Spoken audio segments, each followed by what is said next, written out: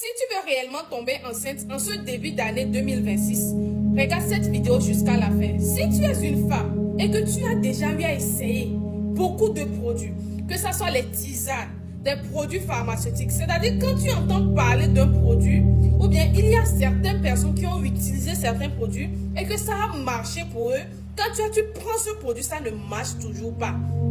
Ou bien si tu es un homme et que tu n'arrives pas à enceinter ta femme, vous avez essayé tous les produits fatigués. Regardez la vidéo là jusqu'à la fin parce que cette vidéo là seulement va vous aider. Dans cette vidéo, je vais vous montrer 5 choses que vous allez faire qui vont beaucoup vous aider.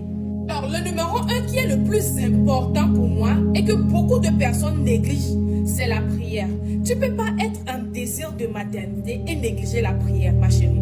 Tu peux prendre beaucoup de produits. C'est-à-dire, il y a certaines femmes, elles prennent des produits.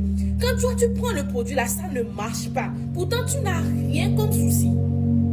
Ma chérie, accroche-toi à la prière. Il faut beaucoup prier. Réveille-toi tard dans la nuit.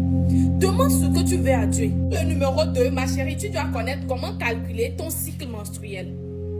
La durée du cycle, le jour d'ovulation et les jours de fécondité. Le numéro 3, c'est le stress accompagné des rapports sexuels. Il y a beaucoup de femmes, quand elles sont en désir de maternité comme ça, dès qu'elles ont un rapport sexuel avec leur mari ou bien avec leur partenaire, automatiquement, elles se disent qu'elles doivent tomber enceintes. Pourtant, ce n'est pas ça. Ma chérie, si tu réagis comme ça, tu ne vas jamais tomber enceinte. Et d'autres même, elles sont stressées pendant le rapport sexuel. Oui, elles sont couchées comme ça, elles se disent, ah, le monsieur là n'a qu'à vite faire et éjaculer et pour que moi je tombe enceinte. Tu ne vas jamais tomber enceinte, ma chérie. Quand tu es stressée comme ça te bloque l'ovulation, il faut savoir aussi ça.